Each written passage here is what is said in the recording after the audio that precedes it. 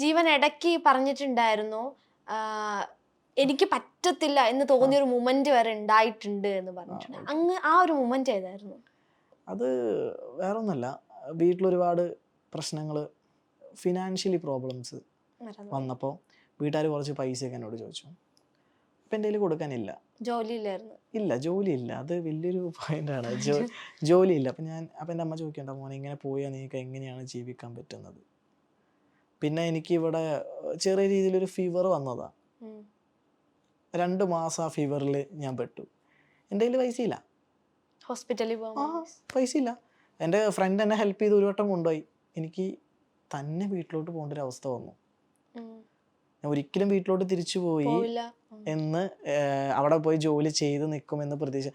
പറയുന്ന ഇത് കേൾക്കുന്നവർക്ക് പറയാം, നീ എന്തിനാ ഈ പറ്റിച്ച് കിടക്കുന്നേ, ജോലിക്ക് പോയിക്കൂടെ, നിന്റെ ഉറപ്പായിട്ടും. മെൻറ്റാലിറ്റിയുടെ പ്രശ്നമല്ലേ എന്നൊക്കെ പറയാം. പക്ഷെ അത് ഒരുപാട് സ്നേഹിക്കുന്ന ആൾക്കാരൊക്കെ അതിൻ്റെ ഒരു, ഇപ്പം നമ്മൾ ഒരുപാട് കാര്യം, എന്തെങ്കിലും ഇപ്പോൾ ഒരു ആളെ ആണെങ്കിലും എന്തെങ്കിലും ഒരു മൊമെൻറ്റിനാണെങ്കിലും നമ്മൾ ഒരുപാട് സ്നേഹിച്ച് കഴിഞ്ഞാൽ അതിൽ നിന്ന് നമുക്ക് തിരിച്ചു പോകാൻ തിരിച്ചൊന്നും തോന്നില്ല. പറ്റില്ല. വല്ലാത്ത പാടാണത്, അല്ലേ? നമുക്ക് എന്തിനാണോ നമ്മൾ കൂടുതൽ സ്നേഹിക്കുന്നത് അതിൽ നിന്ന് നമുക്ക് തിരിച്ചു പോകാൻ ഭയങ്കര ബുദ്ധിമുട്ടാണ്. ഭയങ്കര അത് തിരിച്ചു പോയാലും നമുക്ക് വീണ്ടും തിരിച്ചു വരാനായിട്ട് തോന്നിക്കൊണ്ടേയിരിക്കും.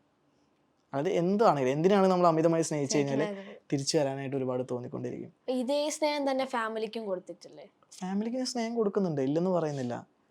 ഫാമിലിക്ക് ഞാൻ വളരെയധികം ഇമ്പോർട്ടൻസ് കൊടുക്കുന്നുണ്ട്. പക്ഷേ പൈസയുടെ കാര്യം പറയുമ്പോൾ ഞാൻ വളരെ അവിടെ തളർന്നു പോകുന്നൊരു സിറ്റുവേഷൻ ഉണ്ട്. മനസ്സിലായി. മനസ്സിലായി? കാരണം ഞാൻ എൻ്റെ വീട്ടിലെ മൂത്ത മകനാണ്. എൻ്റെ താഴെ അനിയനുണ്ട്, അനിയത്തിയുണ്ട്. അപ്പോൾ ഇവരൊക്കെ ഇത് വെച്ച് നോക്കുമ്പോൾ, അതുപോലെ തന്നെ ഇത് വേറൊരു കാര്യമുണ്ട്. ഞാൻ ആദ്യം ചെയ്യുന്ന സമയത്ത് എല്ലാവരും എന്നെ കുറ്റം പറഞ്ഞിരുന്നു. അങ്ങനെയാണ് ഈ മാജിക് ജീവൻ എന്നുള്ള പേര് തന്നെ വന്നത്. എല്ലാവരും കളിയാക്കി വിളിച്ചിരുന്നൊരു പേരാണ് നാട്ടിൽ. മാജിക് ജീവൻ. മാജിക് ജീവൻ എന്ന് പറഞ്ഞാൽ ഒരുപാട് പേര് കളിയാക്കാറുണ്ട് ഈ പേരും വിളിച്ച്. അപ്പം ഞാൻ ചിന്തിച്ചു, അപ്പം എൻ്റെ കൂടെ ജസ്റ്റ് മാജിക് ജീവൻ എന്നുള്ളൊരു പേരിട്ടാലോ. ഞാനും കളിയാക്കി തുടങ്ങിയ പേരിൽ തന്നെ തുടങ്ങി. അങ്ങനെ ഇപ്പോൾ എന്താ സംഭവം എന്ന് വെച്ച് കഴിഞ്ഞാൽ, ഞാനിപ്പോൾ റീസെൻ്റ്ലി ഞാൻ മഴവിൽ മനോരമ എന്ന് പറയുന്നൊരു ചാനലിൽ ഞാൻ അതിൽ ഞാൻ പെർഫോം ചെയ്തിട്ടുണ്ടായിരുന്നു. അത് നോർമലായിട്ട് എല്ലാവരും പെർഫോം ചെയ്യുന്ന പോലെ തന്നെ, മജീഷ്യൻസ് പെർഫോം ചെയ്യുന്ന പോലത്തെ ഒരു മെൻ്റലിസം ആണ് അവിടെ പെർഫോം ചെയ്തത്. ഇതൊക്കെ കഴിഞ്ഞപ്പോൾ എൻ്റെ നാട്ടിൽ ചെന്നപ്പോൾ കളിയാക്കിയവരെല്ലാവരും വന്ന് ബ്രോ ഒരു സെൽഫി എടുത്തോട്ടെ എന്നാണ്.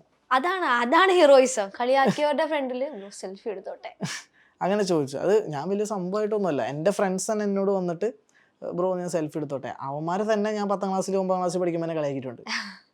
മനസ്സിലായോ? അതുപോലെ നാട്ടിലാണെങ്കിലും ഇപ്പോൾ വീട്ടുകാർ ചോദിക്കുന്നൊരു ചോദ്യമുണ്ട്, മോനെ പ്രോഗ്രാം ഒന്നും ഇല്ലേ? അതാണ്. മുമ്പ് അങ്ങനെ അല്ലായിരുന്നു. മുമ്പ് നീ എന്തിനാടാ പോകുന്നത്, നിനക്കൊല്ല പണിക്കും പോക്കൂടെ? അതെ, അങ്ങനെയായിരുന്നു. ഇപ്പം അവർ ചോദിക്കുന്നത്, എടാ പ്രോഗ്രാം ഉണ്ടോ, ഇല്ലേ? ശരിക്കും ലൈഫിൽ വിജയിച്ചു എന്ന് തോന്നിയ മൊമെന്റ് അല്ലേ ഇതൊക്കെ? വിജയിച്ചു എന്ന് എനിക്ക് തോന്നിയിട്ടില്ല, എപ്പോഴും തോന്നിയിട്ടില്ല. ഇല്ല. പിന്നെ ഏത് മുന്നോട്ട് പോകാനാണ് ആഗ്രഹം. അത് ഉറപ്പായിട്ട് മുന്നോട്ട് പോവുമല്ലോ. എന്നാലും നിന്നെ കൊണ്ട് പറ്റില്ല, നീ ഇതൊക്കെ ഇട്ടിട്ട് വല്ല പണിക്കും പോ എന്ന് പറഞ്ഞ വീട്ടുകാരുടെയും നാട്ടുകാരുടെ മുന്നില് ഒരു സെൽഫി എടുക്കാൻ മാത്രം വളർന്നില്ലേ, അത് തന്നെ നമുക്ക് കിട്ടാവുന്ന ഏറ്റവും വലിയ അംഗീകാരം അല്ലേ?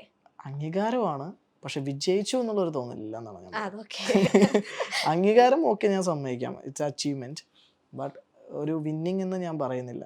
ലൈഫിൽ നമ്മൾ എവിടെയും വിജയിക്കുന്നില്ല എന്നുള്ള ഒരു ചിന്താഗതിയുള്ള തോട്ടുള്ള ഒരാളാണ് ഞാൻ. പക്ഷെ നമ്മൾ വിജയിച്ചാൽ എന്താ കാര്യം? ഒരു ടൈം കഴിയുമ്പോൾ നമ്മൾ മരിച്ചു പോവല്ലേ, അല്ലേ? അതായത് നമ്മൾ ഈ വിജയം കൊണ്ട് പോകുന്നില്ലല്ലോ. ഇല്ല. ജീവിച്ചിരിക്കുന്ന സമയത്ത് നമ്മുടെ പാഷന്റെ കൂടെ അതാണ് അല്ലേ? ജീവിച്ചിരിക്കുന്ന സമയത്ത് നമ്മൾ വളരെ ഹാപ്പി ആയിട്ടുള്ള ഒരു വർക്ക് അല്ലെങ്കിൽ ഹാപ്പി ആയിട്ടുള്ള ഒരു പാഷൻ അത് ജോലിയായിട്ട് എടുത്ത് ചെയ്യുമ്പോൾ നമ്മൾ അത്രയും ടൈം ഹാപ്പി ആയിട്ടിരിക്കുന്നത്. അതിനാണല്ലോ കാര്യം, അതിനുവേണ്ടിയാണല്ലോ ജീവിക്കുന്നത്. തീർച്ചയായിട്ടും. ഇപ്പൊ വീട്ടുകാരുടെ അപ്രോച്ച് ഒക്കെ എങ്ങനെയാ? അതാണ് ഞാൻ പറഞ്ഞത്. ഇപ്പം വീട്ടുകാരെന്ന് പറയുമ്പോൾ അവർ ഷോ ഇല്ലേ എന്നാണ് ചോദിക്കുന്നത്, പ്രോഗ്രാം ഇല്ലേ. ഇപ്പം ഞാൻ ഓണമായിട്ട് പോലും ഞാൻ വീട്ടിലോട്ട് പോകുന്നില്ല എന്ന് ഞാൻ പറഞ്ഞു. വീട്ടുകാർ ഓക്കെ കുഴപ്പമില്ല. മുമ്പ് അങ്ങനെ അല്ലായിരുന്നു, മനസ്സിലായോ? ഇപ്പം പ്രോഗ്രാംസ് പക്ഷെ എന്നാലും വളരെ കുറവാണ്. അതിനൊരു റീസൺ ഉണ്ട്, അത് ഞാൻ പറയാം. കാരണം ഈ അമേച്ചേഴ്സ് ആയിട്ടുള്ള, ഞാൻ അമേച്ചറാണെന്ന് തിങ്ക് ചെയ്യുന്ന ഒരാളാണ്. എന്ന് വെച്ച് കഴിഞ്ഞാൽ ഇപ്പോൾ തുടക്കക്കാരൻ എന്നല്ല, ഞാനൊരു 12 വർഷമായിട്ട് പെർഫോം ചെയ്യുന്നുണ്ട്, സ്റ്റേജ് പെർഫോമൻസ് ചെയ്യുന്നുണ്ട്. പക്ഷേ ഇപ്പം ഇറങ്ങിയ കുറച്ച് പേര്, ഞാൻ നേരത്തെ പറഞ്ഞു, 2 മണിക്കൂർ കൊണ്ട് ക്ലാസ് കൊണ്ട് പഠിച്ച് മെന്റലിസ്റ്റ് എന്നുള്ള പേര് ഓൾറെഡി ഇട്ട് കഴിഞ്ഞു. ഞാൻ ഈ കുറച്ച് നാളുകൾക്ക് മുമ്പാണ് മാജിക് ജീവൻ മെന്റലിസ്റ്റ് എന്നുള്ള നെയിമിന് ഇട്ടത്. അതിന് മുമ്പ് ഞാൻ പെർഫോമറാണ്. ഇൻസ്റ്റാഗ്രാം തുടങ്ങുമ്പോഴേ മെന്റലിസ്റ്റ് ഉണ്ട്. അപ്പോൾ ഞാൻ പറയണത്, ഇപ്പം ഞാൻ വളരെ പ്രശസ്തരായിട്ടുള്ള മെന്റലിസ്റ്റുകളുണ്ട്. അപ്പോൾ അവരുടെ അടുത്ത് വരെ സംസാരിച്ചപ്പോൾ അവർ പറഞ്ഞതിനെ കുറിച്ച് സംസാരിച്ചിട്ട് യാതൊരു കാര്യമില്ല. കാരണം ഇത് നിർത്തത്തില്ല ആരും. കാരണം ഇത് പൈസയ്ക്ക് വേണ്ടി മറച്ചു വെക്കുന്നൊരു സംഭവത്തിലോട്ട് ഇതിനെ മാറിക്കഴിഞ്ഞു. കാരണം ഈ മെന്റലിസം എന്ന് പറയുമ്പോൾ ഒരാളുടെ മനസ്സ് വായിക്കാം, അവൻ്റെ മനസ്സിലുള്ള കാര്യം വായിക്കാം. അതെ. അപ്പോൾ ഇതൊക്കെ പറഞ്ഞിട്ടാണ് ആൾക്കാർ കൂടുതൽ പ്രൊമോഷൻസ് കൊടുക്കുന്നത്. പക്ഷെ ഒന്നും പോസിബിൾ അല്ല.